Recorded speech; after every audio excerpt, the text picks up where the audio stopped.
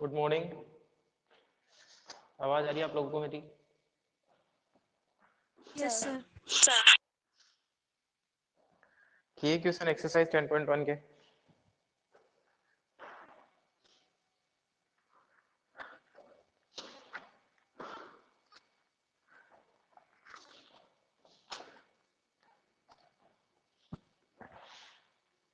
Question किए होंगे ना? Yes sir. कोई पर्टिकुलर क्वेश्चन में डाउट है किसी को?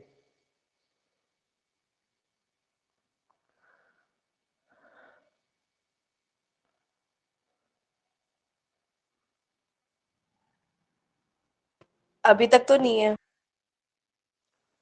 10.1 में तो कोई डाउट नहीं मतलब? हाँ,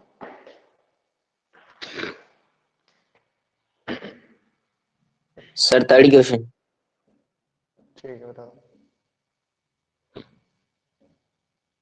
थर्ड तो पहले ही हो गया ना। थर्ड कितना लेट क्यों पूछ रहे हो तुम दीपक? थर्ड क्वेश्चन तो स्टार्टिंग में दे दिया मैंने, फर्स्ट सेकंड थर्ड फोर्थ तक। मैंने क्लास नहीं ली थी ना। हाँ तो कैसे समझ में आएगा फिर? क्लास ही नहीं लिए तो वो किया तुमने? वीडियो देखे पुराने? नहीं सर। तो फिर कैसे समझ में आएगा? क्या एक्सपेक्टेशन करते हो तुम? ये तुम्हारा फर्ज बनता है ना, जब तुम्हारे पास रिकॉर्डिंग होती है अब तो कम से कम उनको देख सकते हो ना पुरानी क्लास को। हाँ सर। तो कब देखने थे फिर? कब का मुहूर्त निकाल रखा है? आज ही देखूंगा।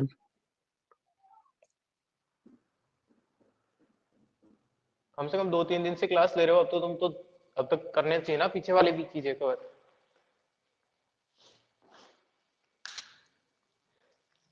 देखो कोई ढंग का यूजर होता है तो बता देता हूँ मैं एक आध इसमें।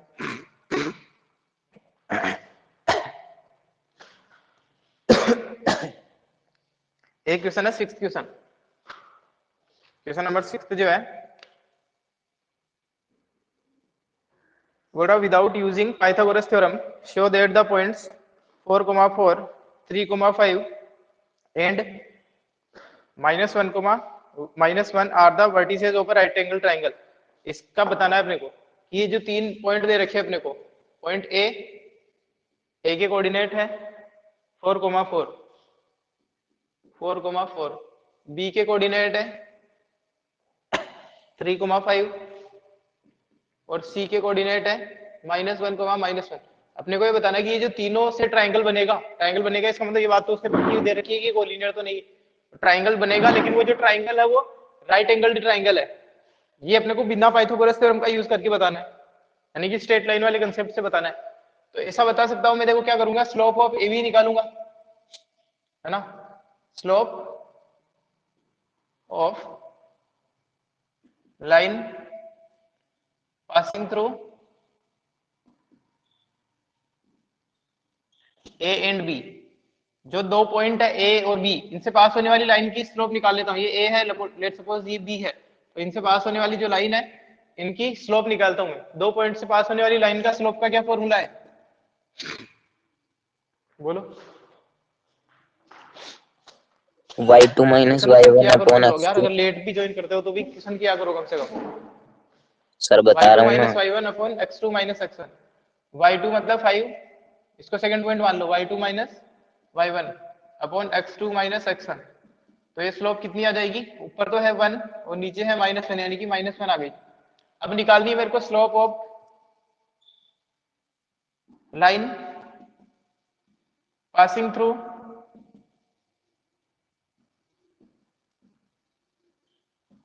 B and C. बी और सी से पास होने वाली लाइन की स्लोप निकालनी है इस और इससे, तो इसको 2 मान लो, इसको 1 मान लो। अब के बाद जब मैं फॉर्मूला लिखूंगा y2 माइनस y1 यानी कि -1 माइनस y2 माइनस y1 यानी कि -1 -5 अपॉन -1 -3, ये तो हो गया -6 और नीचे हो गया, एक मिनट कहीं गड़बड़ करी क्या अपने? सही है सर, सही है। ठीक है, नीचे -4। ये -4 आ गया यानी कि इस वाली लाइन की स्लोप आ जाएगी कितनी, 3/2, ठीक है ना। और इसी यस सर। तरीके से slope of line passing through कौन सा बचा, A and C, C and ए, सी और ए से पास होने वाली लाइन की स्लोप निकालते हैं। सी और ए से पास होने वाली लाइन की स्लोप हो जाएगी -1 -4 अपॉन -1 -4, 1 हो जाएगी ये स्लोप, ठीक है ना। अगर अपन बात करें कि जो ए बी लाइन है, जो ए बी से पास हो रही है और जो सी ए से पास हो रही है, इनकी दोनों की स्लोप का अगर अपन प्रोडक्ट करें, इसको स्लोप को मान लो एम ए बी यानी कि ए बी से पास होने वाली लाइन की स्लोप, और इसकी स्लोप को मान लो एम ए सी, क्योंकि यहाँ पे M A B into M A C, इसका प्रोडक्ट कितना है, ये कितनी है -1 और ये है 1, यानी कि -1 इंटू 1 कितना आ जाएगा, -1 आ जाएगा। अगर दो लाइन की स्लोप का प्रोडक्ट -1 है, इसका मतलब वो दोनों लाइन कैसी है आपस में, परपेंडिकुलर। परपेंडिकुलर है। तो यहाँ पे जो दो लाइन है ए बी, और अगर मान लो ये ए बी है, तो जो एसी लाइन है वो इसके परपेंडिकुलर है, इस तरीके से होगी फिर ए बी एसी यहाँ से पास हो रही होगी, एसी पॉइंट यहाँ कहीं होगा, तो ये ऑटोमेटिकली फिर इन दोनों को ज्वाइन करोगे तो राइट ट्रायंगल बन जाएगा, क्योंकि ए बी लाइन और एसी लाइन एक दूसरे के परपेंडिकुलर है। और राइट एंगल कहाँ पे बन रहा है वो भी अपन बता सकते हैं, इसने तो इतना ही क्वेश्चन पूछा है। अगर मान लो इसमें ये भी ऐड कर देता कि vertex where right angle is formed, तो किस एंगल, किस पॉइंट पे राइट एंगल बन रहा है, इस पॉइंट पे बन रहा होगा, ठीक है ना। अरे क्लियर है ये? Yes sir. तो ऐसा भी पूछ सकता है कि किस एक पॉइंट पे राइट एंगल बन रहा है, तो ये राइट एंगल है, ये हाइपोटेन्यूज हो जाएगा। इस तरीके से करना है अपने को। स्लोप निकाल दी अपन ने और बिना पाइथागोरस के यूज करने को बोला है, तो पाइथागोरस का यूज करोगे 0 मार्क्स मिलेंगे। कई लोगों को तो ये नहीं पता चल रहा होगा कि पाइथागोरस का यूज करके भी कैसे ही कर देंगे। बताओ अंशुल, आवाज आ रही है अंशुल? Yes sir. इसको पाइथागोरस का यूज करके कैसे करते अपन, पाइथागोरस थ्योरम का यूज करके कैसे करते इस वाले क्वेश्चन को? सर पाइथागोरस थ्योरम का फॉर्मूला लगा कर कर सकते थे।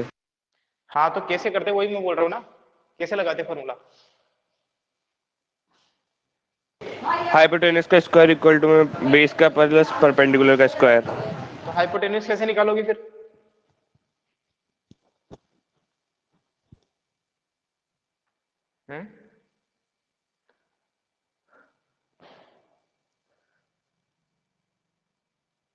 कोई और बताएगा कैसे करेंगे पीजीटी का यूज करके? अगर आज बोलो सर, पहले डिस्टेंस निकाल लेंगे।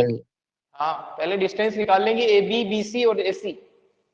अब किन्हीं के भी बीच में पीजीटी बन सकती है, वो अपन देख लेंगे किसका स्क्वायर किन दो के स्क्वायर की सम के इक्वल हो रहा है। तो इसने अगर लिखा है विदाउट, तो अगर तुम्हारे विदाउट नहीं भी हटा देता तो फिर भी कैसे ही कर पाते तुम आंसर। तो बिना पीजीटी के तो ऐसे करना है, पीजीटी का यूज करके तो 10th क्लास में था, ऐसे होता है विदाउट यूजिंग पीजीटी। लाइन का यूज करना है अपने को, लाइन की स्लोप पता है मेरे को कि इस वाली लाइन की स्लोप तीनों की निकाली, क्योंकि अभी तक मेरे को पता नहीं है इसकी स्लोप क्यों निकाली मैंने, मेरे को नहीं पता कि कौन कौन किसके परपेंडिकुलर। अगर मान लो इसकी स्लोप आती -1, देखो ये वाला क्वेश्चन था, इसका स्क्रीनशॉट लो, इसका स्क्रीनशॉट लो, ले लिया? Yes sir. अब मान लो एक बात समझो कि अगर ये जो लाइन है बीसी, इसकी स्लोप आ जाती -1 और इसकी कुछ और आती, ठीक है ना, यानी कि एम बी सी ये -1 आ जाती। अब दो कौन सी लाइन परपेंडिकुलर है, यानी कि ये हो गया m A B into m B C equal to -1 हो गया। इस बार ए बी और बी सी परपेंडिकुलर है, तो राइट एंगल कहां पे बनेगा बताओ, बोलो। सर बी पे। बी पे बन जाएगा, लाइन बना के देख लो। ये ए बी है, ठीक है ना, और एक बनानी है बीसी, तो यहां से जाएगी बीसी, और ये परपेंडिकुलर है तो यहाँ पे राइट एंगल बन जाएगा, और एसी जो है वो हाइपोटेन्यूस हो जाएगा। तो इस तरीके से क्वेश्चन में अपने को तीनों ही निकालनी पड़ेगी, ए बी बी सी सी ए, तीनों की स्लोप निकालनी है, और किन दोनों का प्रोडक्ट -1 हो रहा है वो परपेंडिकुलर हो जाएंगे, और जहां पे उनका पॉइंट ऑफ इंटरसेक्शन है परपेंडिकुलर लाइन का, वो अपना राइट एंगल हो जाएगा। ठीक है,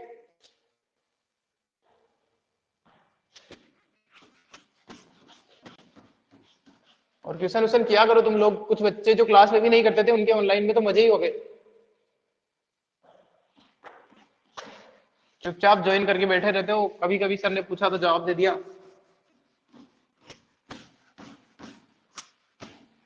11th क्लास में हो ना, थोड़े तो बड़े हुए होंगे, थोड़ी अपनी रेस्पॉन्सिबिलिटी समझते होंगे कि अब मेरे को पढ़ना है, अगर सर बोले या नहीं बोले, होमवर्क दे या नहीं दे, चेक कॉपी चेक करे या नहीं करे, कुछ भी हो।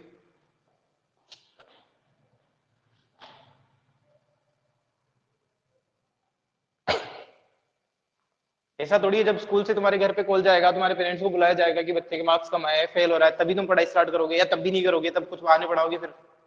कई बच्चों का तो यही होता है कि जब उनके पेरेंट्स को बुला लिया जाता है यहाँ पे, उसके बाद में उनके एक्सक्यूज निकल के आते हैं कि उस टाइम पे साल भर पहले, जब 6 महीने पहले जब ऑनलाइन क्लास चली थी, उस टाइम पे समझ में नहीं आया था, तो बीच में 6 महीने क्या किया, फिर इंतजार किया इस चीज का।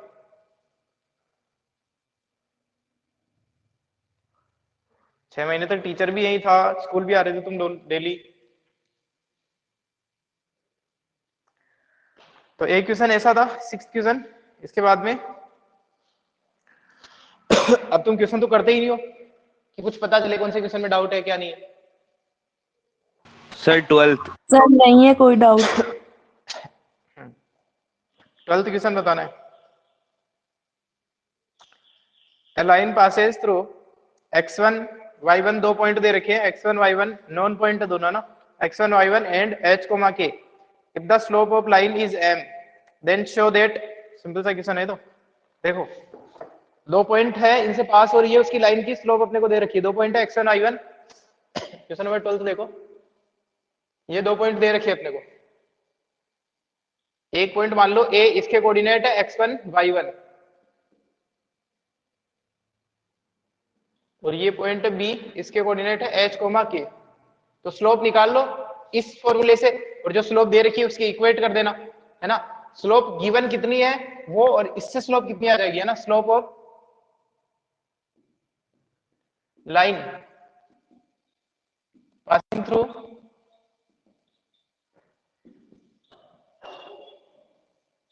x1, y1 and h, k, इनसे पास होने वाली लाइन की स्लोप कितनी है, बताओ अंशुल। फॉर्मूला क्या होता है, y2 minus y1 upon x2 minus x1। जब इसमें लगाऊंगा तो क्या, यस सर। क्या आ जाएगा बताओ। Sir y2 minus y1 upon में x2 माइनस x1 का फॉर्मूला। हाँ, तो इसमें लगाना है वो, इसको सेकंड पॉइंट मान लिया, इसको फर्स्ट पॉइंट मान लिया।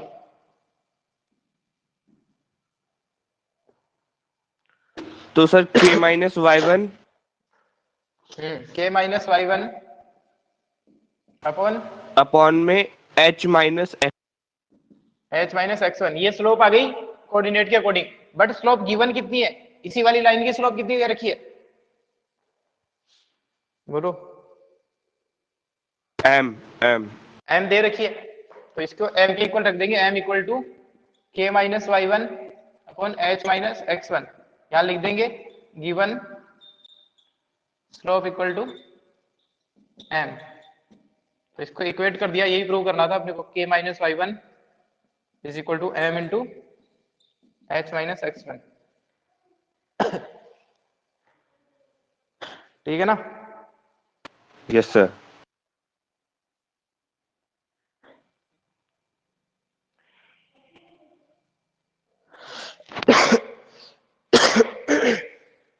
थर्टीन्थ क्वेश्चन हो जाएगा, 13।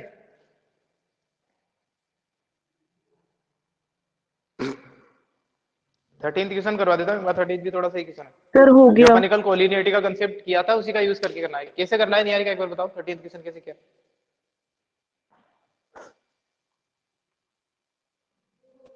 बोलो। सर सिंपली स्लोप निकाल लेंगे और बाद में इक्वेशन में इक्वेट कर देंगे। दो लाइन की स्लोप को इक्वल रखना है, ए बी की लाइन, ए बी की स्लोप और बी सी की स्लोप, क्योंकि तीनों कोलिनियर है। अच्छा, उधर से LHS equal to RHS prove किया है तुमने, फिर ऐसा किया है?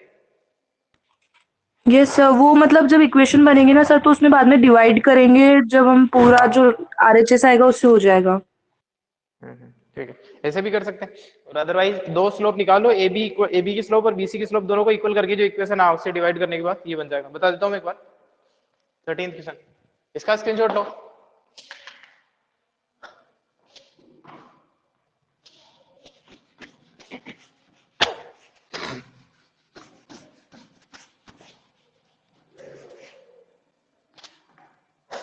बोला कि 3 पॉइंट कोलिनियर है।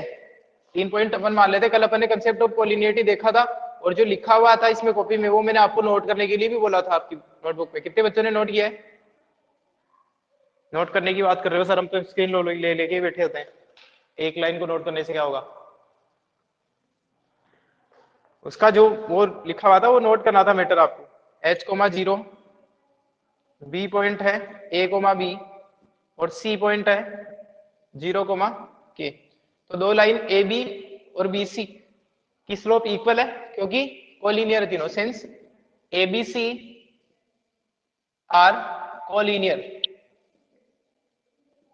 Therefore slope of A B equal to slope of BC, ये इक्वल होगी, कल बताया था मैंने। अगर 3 पॉइंट कोलिनियर है, स्लोप इक्वल होने का मतलब तो ये है कि पैरेलल होती है, बट क्योंकि पॉइंट भी कॉमन है यहाँ पे, साथ साथ में एक पॉइंट बी भी कॉमन आ रहा है ना यहाँ पे, तो इसका मतलब फिर तीनों पॉइंट कोलिनियर ही होने पड़ेंगे। तो स्लोप ऑफ ए बी कितनी हो जाएगी? स्लोप ऑफ ए बी, इससे स्लोप ऑफ ए बी निकाल लो ना। Sir B upon A minus H. B minus 0 upon A minus H, यही होगी इसकी स्लोप। तो आगे इक्वल टू, इसकी स्लोप हो जाएगी के माइनस बी, या फिर इसी तरीके से लिख सकते हैं इसको भी, है ना, इधर से ही लिखते हैं। चलो लिख दो, कोई फर्क नहीं पड़ता। के माइनस बी अपॉन 0 माइनस है, हाँ ये माइनस नहीं आएगा यहाँ पे। इसको फर्स्ट पॉइंट और इसको सेकंड पॉइंट, इसको सेकंड पॉइंट और इसको फर्स्ट पॉइंट मान लो, तो ये हो जाएगा बी माइनस के upon A minus 0, that is a. अब जो प्रूव करना है उसको देख लो। अपने को क्या चाहिए? ए अपॉन एच, यही आएगी ना स्लोप? गलत लिख दिया क्या अपने?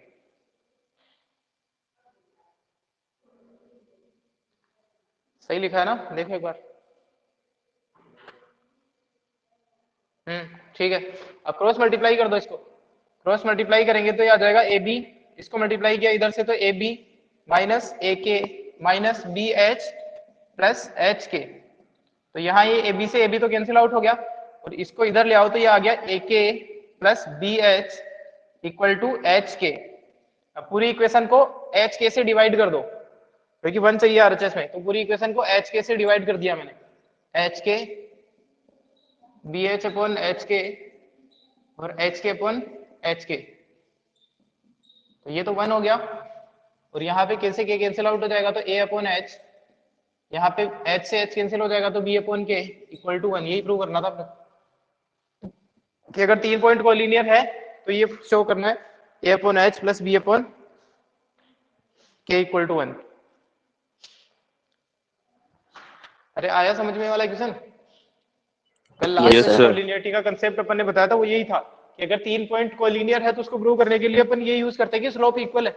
स्लोप इक्वल से ये पता चल जाता है कि लाइन पैरेलल है, बट स्लोप इक्वल है साथ ही साथ में एक पॉइंट भी कॉमन है, तो इसका मतलब फिर वो तीनों पॉइंट कोलिनियर ही होंगे। उसी का यूज किया अपन यहाँ पे।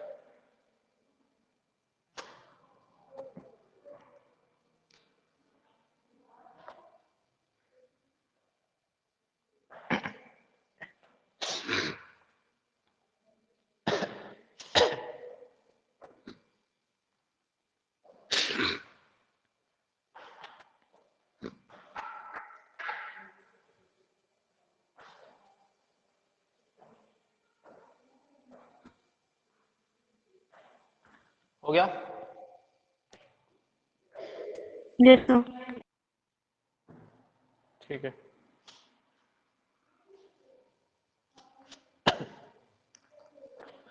तो अपन ने 6th क्वेश्चन देखा है, 6th 12th 13, इनके अलावा बाकी कर लेना। अब देखते हैं स्ट्रेट लाइन की इक्वेशन बनाना। अलग अलग फॉर्म है अपने पास में स्ट्रेट लाइन की इक्वेशन बनाना, उनको देखेंगे। जैसे स्लोप इंटरसेप्ट फॉर्म है, 2 पॉइंट फॉर्म है, और एक स्लोप पॉइंट फॉर्म है। इसके बाद में अपन इंटरसेप्ट फॉर्म देखेंगे, ठीक है ना। और एक सबसे पहले अपन हॉरिजॉन्टल और वर्टिकल लाइन की जनरल इक्वेशन जो होती है उनको देखेंगे। अलग अलग तरीके हैं कि कभी अपने को, मैंने पहले ही बताया था तुम्हारे को, स्लोप के लिए कुछ चीजें जरूरी होती है। जैसे एक स्लोप और पॉइंट दे दे तो भी अपन लाइन की इक्वेशन निकाल सकते हैं, स्लोप पॉइंट फॉर्म बोलेंगे इसके ऊपर। सेकंड एक हो जाएगी slope sir 2 intercept form. Point. हाँ, स्लोप इंटरसेप्ट एक 2 पॉइंट दे दे। इंटरसेप्ट क्या होता है तो अपन बाद में बात करेंगे, 2 पॉइंट फॉर्म देखेंगे। इसके बाद में एक अपन देखेंगे इंटरसेप्ट फॉर्म, जब दोनों जो लाइन है वो एक्स एक्सिस और वाई एक्सिस पे कितना इंटरसेप्ट कट करती है वो दे रखा हो। और इसके बाद में अपन देखेंगे लास्ट में नॉर्मल फॉर्म, है ना। ये तो इक्वेशन है, इतने तरीके से तो इक्वेशन बनाना है। फिर अपन जनरल फॉर्म देखेंगे। जनरल फॉर्म तो कुछ भी नहीं है, केवल आरएचएस में 0 रख दो, बाकी सबको एलएचएस में ले आओ। दूसरी बात फिर अपन देखेंगे किसी आगे चैप्टर में। फिलहाल तो ये है अगला सेक्शन अपना, various forms of straight line. उसके बाद में अपन किसी पॉइंट से स्ट्रेट लाइन की डिस्टेंस निकालने का फॉर्मूला देखेंगे कि कैसे, और फिर लाइन से लाइन के बीच में डिस्टेंस कैसे निकालते हैं वो भी देखेंगे। तो इस तरीके से अपना चैप्टर आगे मूव करने वाला है। फिलहाल अभी तक जो अपने देखा उनमें काम की चीज है कि स्लोप कैसे निकालते हैं, 2 पॉइंट से पास होने वाली लाइन है तो, ठीक है। और स्लोप का क्या मतलब होता है? स्लोप का मतलब होता है कि कोई भी लाइन एक्स एक्सिस की पॉजिटिव डायरेक्शन के साथ में एंटी क्लॉकवाइज मेजर करने पे जो एंगल बनाती है वो इंक्लिनेशन होता है। और उस इंक्लिनेशन का जो टेंजेंट होता है वो, उस इंक्लिनेशन का टेंजेंट अपना स्लोप हो जाएगा। और स्लोप से किस चीज का पता चलता है? एक तरह से कितनी झुकी हुई है लाइन एक्स एक्सिस के साथ में, इसका आइडिया लग जाता है अपने को। और स्लोप पॉजिटिव है तो आपका इंक्लिनेशन 0 से 90 डिग्री के बीच में होगा। इसका मतलब आपकी लाइन कुछ ऐसी बनेगी इस ओरिएंटेशन की। अगर मान लो जैसे जैसे स्लोप बढ़ती जाएगी तो इस तरीके से मूव करती जाएगी, और स्लोप अगर नेगेटिव हुई तो इसका मतलब अब की बार जो लाइन है उसका ओरिएंटेशन ऐसा हो जाएगा, इस तरफ।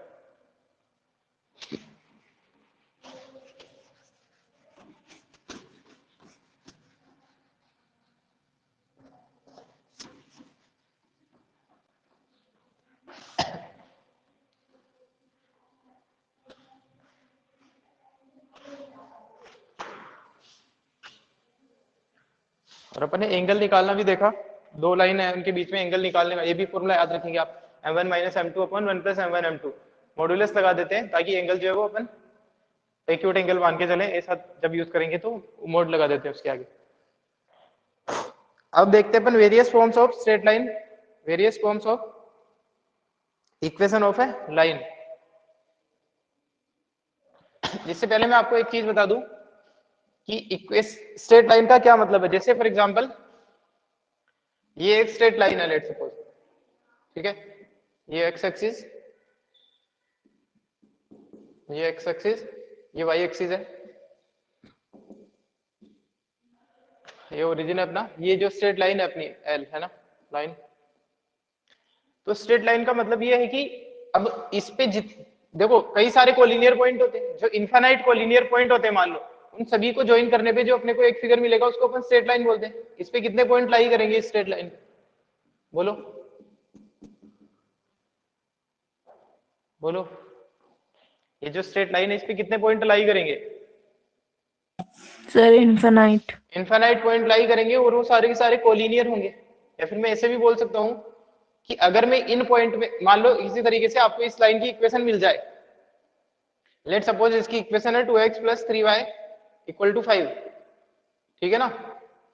तो ये इक्वेशन मिल गई। अब अपने को कोई भी जनरल पॉइंट दिया हुआ है, ये पॉइंट है 3,5।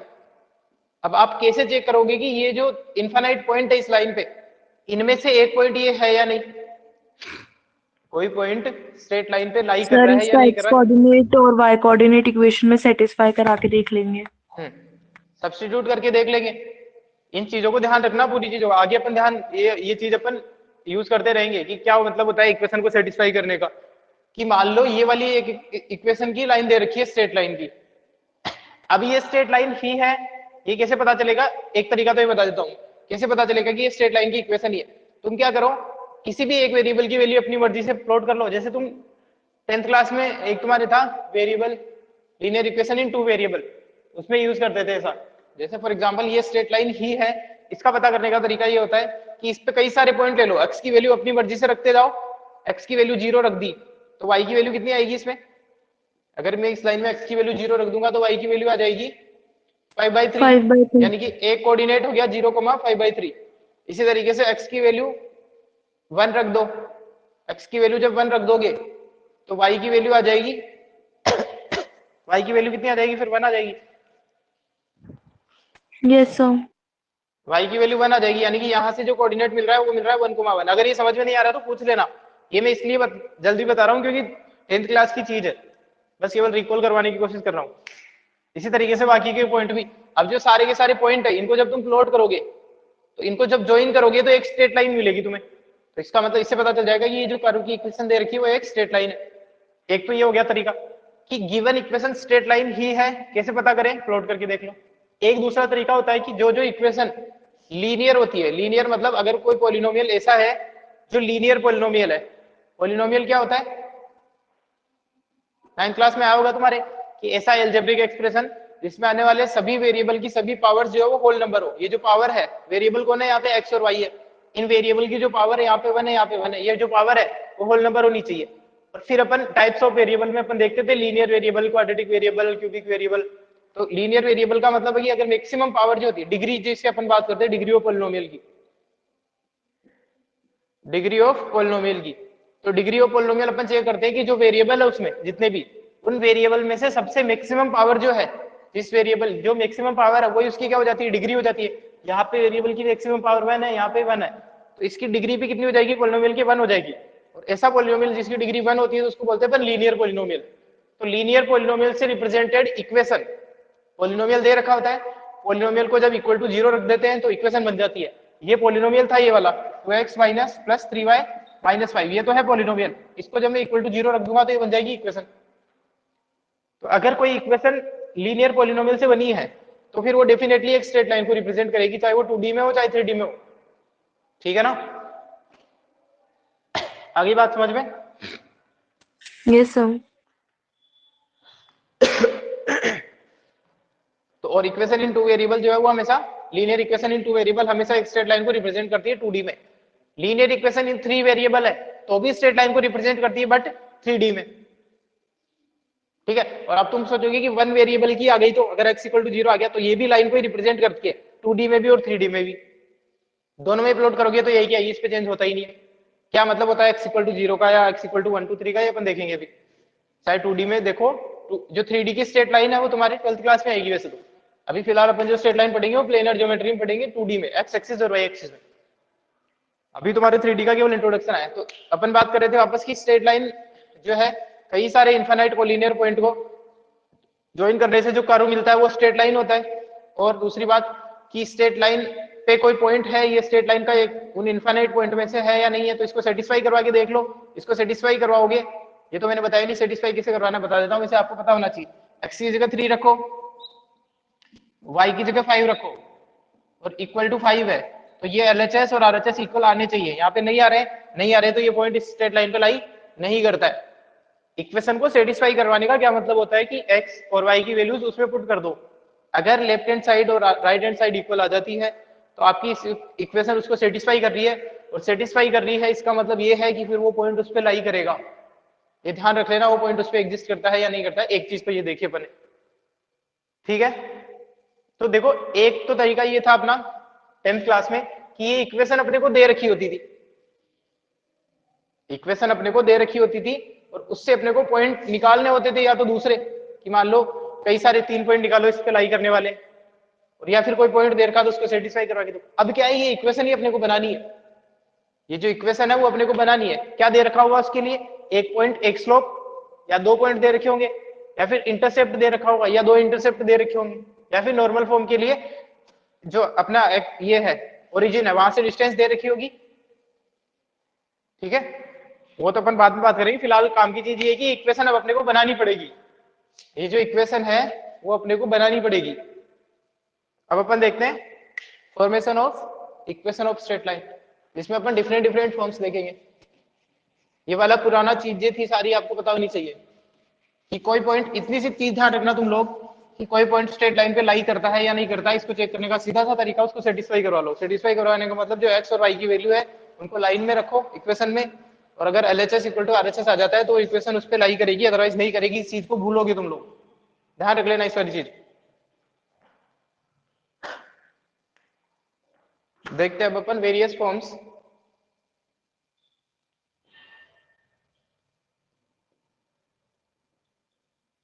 various forms of equation of straight line।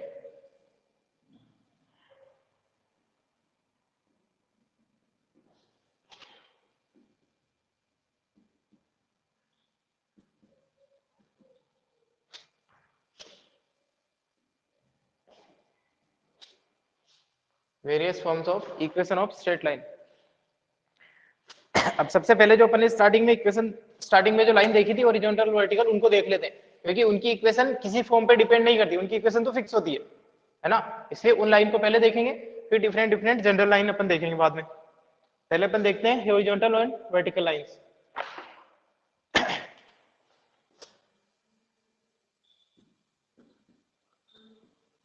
Horizontal line क्या होती है? हॉरिजॉन्टल लाइन क्या होती है? Horizontal line sir x axis के पैरेलल लाइंस। एक्स एक्सिस के पैरेलल या फिर एक्स एक्सिस से ओवरलैप करने वाली लाइन, है ना। यहाँ पर इसकी डेफिनेशन लिखना चाहे तो लिख सकते हैं, डेफिनेशन का कोई मैटर नहीं होता ना। Lines parallel to X axis, या फिर एक इसमें एक ऑप्शन ये भी हो सकता है कि पैरेलल हो या फिर उससे ओवरलैप ही करे, कोइंसाइड कर रही हो ना, और कोइंसाइडिंग एक्स एक्सिस, क्योंकि एक्स एक्सिस भी अपने आप में एक हॉरिजॉन्टल लाइन ही है। Coinciding X axis, parallel to X axis, ये पैरेलल टू एक्स एक्सिस का मतलब परपेंडिकुलर टू वाई एक्सिस भी है, कोई प्रॉब्लम ही नहीं है, और perpendicular to Y axis.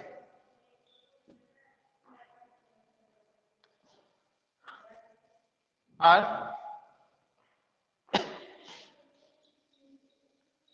called as horizontal lines। horizontal lines। अब इनकी इक्वेशन बनाने के लिए आपको ज्यादा मेहनत नहीं करनी है, आप सिंपल सी एक चीज बताओगे मेरे को कि एक ऐसी चीज बतानी है मेरे को कि जो उस लाइन के लिए पर्टिकुलर फिक्स हो।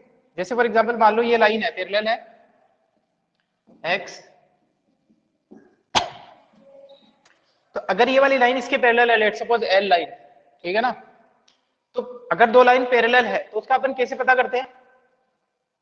क्या तरीका था अपने पास में छोटी क्लासों में कि दो लाइन पैरेलल है तो इसकी क्या क्या सिग्निफिकेंस है? सर यानी कि इसका एक्स कोऑर्डिनेट तो हमेशा सेम रहेगा और वाई कोऑर्डिनेट चेंज करेगा। हाँ नहीं वो तो ठीक है, लेकिन मतलब कैसे पता करते हैं कि दो लाइन पैरेलल है, इसको कैसे चेक करें? कोई छोटा सा बच्चे को अगर अपन बोले तो क्या क्या तरीका है? उनके बीच में जो डिस्टेंस है वो हमेशा कांस्टेंट रहनी चाहिए किसी भी पॉइंट। Yes sir. यही होता है ना। अगर मान लो दो लाइन इस तरीके से है जिनके बीच की डिस्टेंस कम होती जा रही है या बढ़ती जा रही है, तो फिर वो पैरेलल नहीं है। अगर इनके बीच में जो डिस्टेंस है वो हमेशा ही कांस्टेंट है, किसी भी पॉइंट पे ले लो, है ना, किसी भी पॉइंट पे अगर इनके बीच में डिस्टेंस कांस्टेंट है तो वो लाइन क्या हो जाएगी? फिर पैरेलल हो जाएगी। अब मान लो ये जो लाइन है वो यहां से एक्स एक्सिस से कोई ए डिस्टेंस दूर है, ए डिस्टेंस ऊपर है, ठीक है। तो अब इसका ये मतलब हो गया कि एक बात बताना, ये वाला जो पॉइंट है, इस वाले पॉइंट का वाई कोऑर्डिनेट क्या हो जाएगा? वाई कोऑर्डिनेट पूछ रहा हूं सर ए। वाई कोऑर्डिनेट ए हो जाएगा, क्योंकि वाई कोऑर्डिनेट क्या बताता है? देखो मैं वापस से बता दूं, ये वाली लाइन अगर इसके पैरेलल है एक्स एक्सिस के, तो इसका ये मतलब है कि इसकी इससे परपेंडिकुलर डिस्टेंस हमेशा कांस्टेंट रहेंगी। डिस्टेंस मतलब हमेशा परपेंडिकुलर डिस्टेंस की बात करते हैं पर इस पॉइंट से अगर आपको इस लाइन की डिस्टेंस निकालनी है तो आप क्या करोगे? इस पॉइंट से यहाँ पे एक परपेंडिकुलर ड्रॉ कर दो, तो परपेंडिकुलर होने चाहिए दोनों जगह। परपेंडिकुलर डिस्टेंस इस तरीके से निकाली जाती है, शॉर्टेस्ट डिस्टेंस की बात होती है मैथमेटिक्स में जब भी डिस्टेंस की बात होगी। तो इसका मतलब ये हुआ कि इस लाइन से इसकी जो परपेंडिकुलर डिस्टेंस है वो a है, या फिर मैं ये भी बोलूं कि ये जो पॉइंट है यहाँ पे इसकी इससे परपेंडिकुलर डिस्टेंस कितनी है ओरिजिन से, a है, तो इसका जो y कोऑर्डिनेट है वो a हो जाएगा।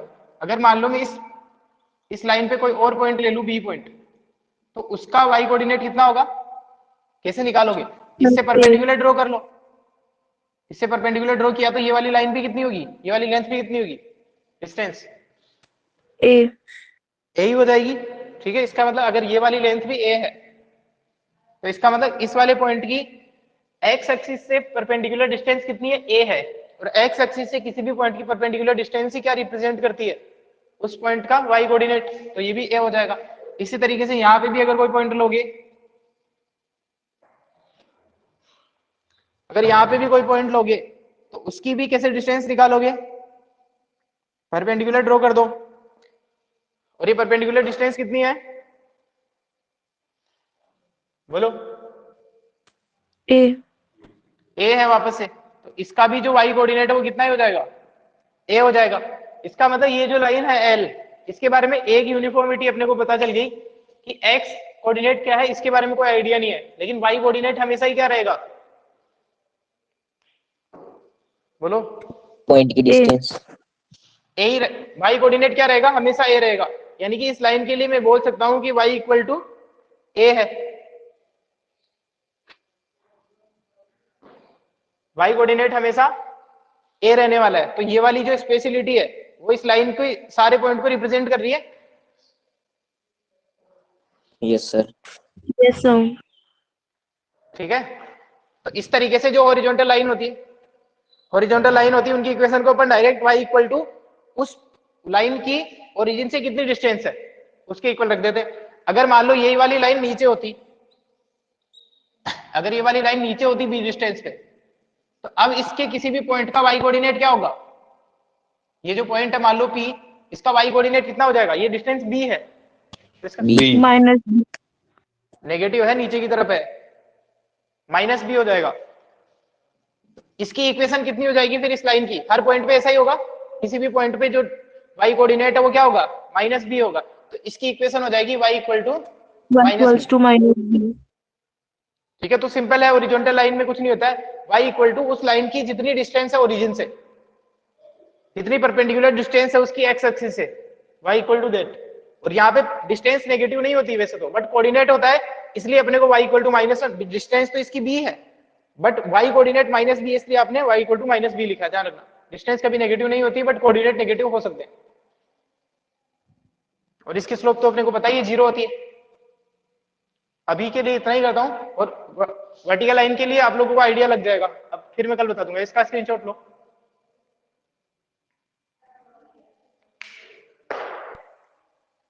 इसका स्क्रीनशॉट लो जल्दी से, फिर अपन कल करेंगे कंटिन्यू, आप लोगों की क्लास स्टार्ट होगी फिर।